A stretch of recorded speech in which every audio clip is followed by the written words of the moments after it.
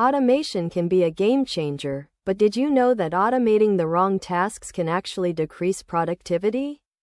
When it comes to RPA, it's essential to know when to hold back. Don't automate tasks that require human judgment, like customer complaints or complex decision-making. Avoid automating processes that change frequently, like new product releases or updated regulations.